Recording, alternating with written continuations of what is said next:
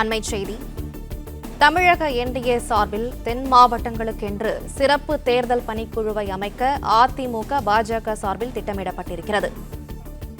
தமிழக என்டிஏ சார்பில் தென் மாவட்டங்களுக்காக சிறப்பு தேர்தல் பணிக்குழுவை அமைக்க அதிமுக, பாஜக சார்பில் திட்டமிடப்பட்டிருக்கிறது. கூடுதல் விவரங்களை செய்தியாளர் ராஜகுமரன் வழங்க கேட்கலாம். ராஜகுமரன், வணக்கம். மேலும் விவரங்களை சொல்லுங்க.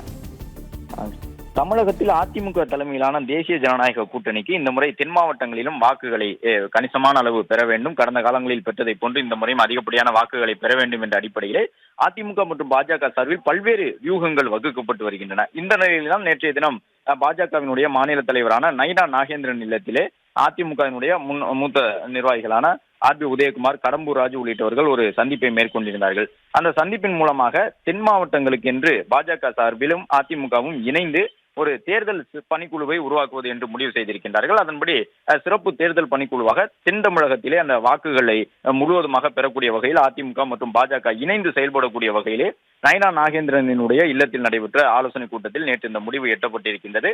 அதன்படி மதுரை, ராமநாதபுரம், தேனி, தூத்துக்குடி, திருநெல்வேலி, தென்காசி உள்ளிட்ட மாவட்டங்களை உள்ளடக்கிய அந்த தென் தமிழக மாவட்டங்களிலே வாக்குகளை முழுவதுமாக பெறக்கூடிய வகையிலே அதிமுகவிற்கும் பாஜகவிற்கும் இருக்கக்கூடிய வாக்குகளை பெறக்கூடிய வகையிலும் பொதுமக்களிடம் அதிமுக பாஜக கூட்டணிக்கு அந்த ஆர்வத்தை அதிகரிக்கக்கூடிய வகையில் செயல்படக்கூடிய முடிவாக இந்த முடிவை எட்டியிருக்கின்றார்கள். அதன்படி இந்த சிறப்பு தேர்தல் பணிக்குழுவை பொறுத்தவரை தென் மாவட்டங்களுக்கான சிறப்பு தேர்தல் பணிக்குழுவாக அமைக்கப்பட்டிருக்கின்றது. நயினா நாகேந்திரனுடைய மேற்பார்வையிலே இந்த குழு இயங்கும் என்று சொல்லியிருக்கின்றார்கள். இந்த குழுவினுடைய உறுப்பினர்கள் பற்றிய விவரங்களும் விரைவில் வெளியிடப்பட இருக்கின்றன.